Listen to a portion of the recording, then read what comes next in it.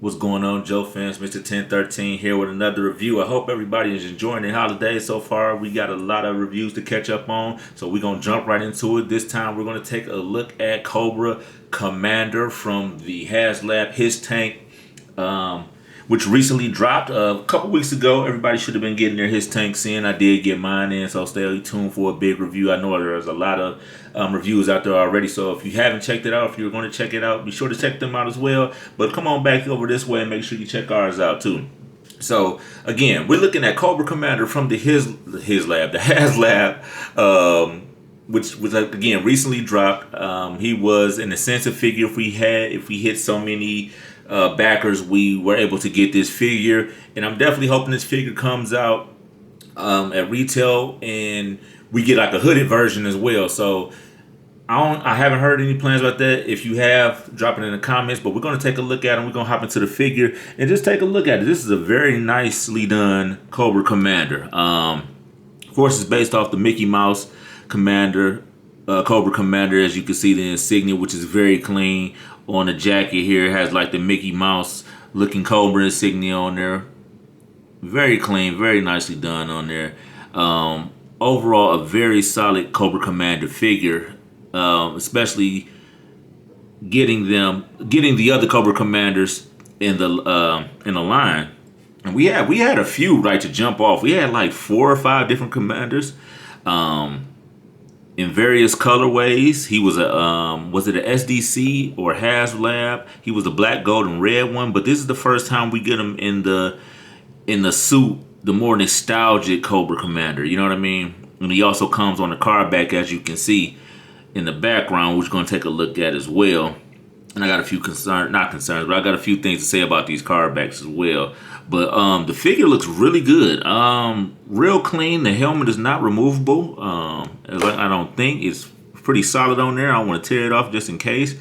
Let's look at some paint apps real quick. Let's see what it's looking like. We see some metallic silver going on. We have a little bit of blue coming through. So it looks like it might have been a blue plastic under there, and then they just coated the mask with the metallic silver.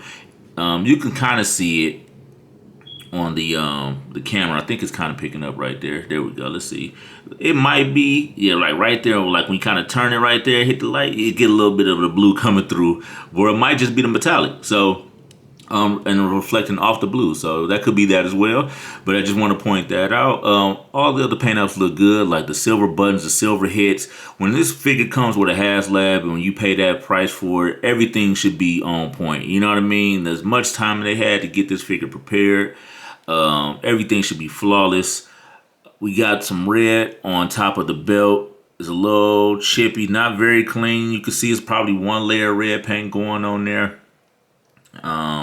Like these are solid right there. Those are solid paint apps on the top of the black. Then it's like could have get another coat on there, but I guess they didn't want to avoid that blotchiness. You know, that blotchy we get when they put yellow on top of darker colors and it gets real muddy. I'd rather have it like this and it be clean than versus them muddying up the paint apps on there. Stripes along the side look very clean though. Got a little chip in there missing. That's probably just something on my figure. Probably not factory across the board. Again, you can see the seams and the stripes going down the sides are very cool. These paint apps are very beautiful. Nicely done. Really neat going down the sides there. On the opposite leg, same way. We got the nice silver bands going across here. Very nicely done. Very clean. Like I said, the pegs on all the studs and everything on top of the collar are very nicely done as well.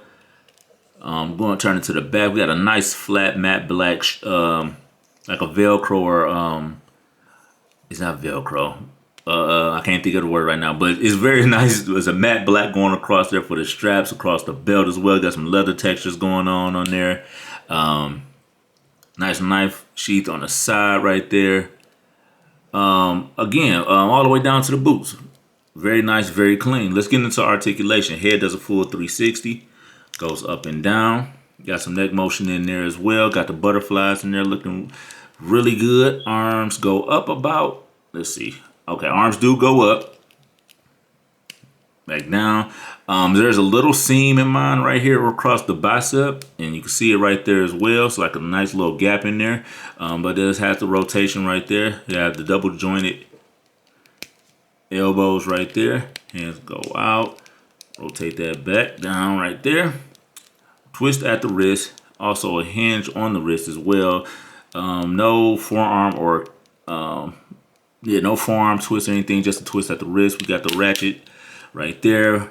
Got the twist at the hips right there. We got the drop down hinges on the legs, thighs, double jointed, and that's kind of solid right there.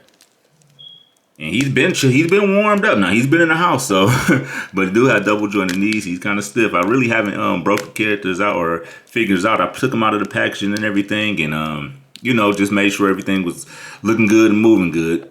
But he does have a very low, like right above the ankle twist there. He has the pivot and the rockers on as well. So again, it's a very solid Cobra Commander figure. Not too hard to get him wrong, you know what I mean?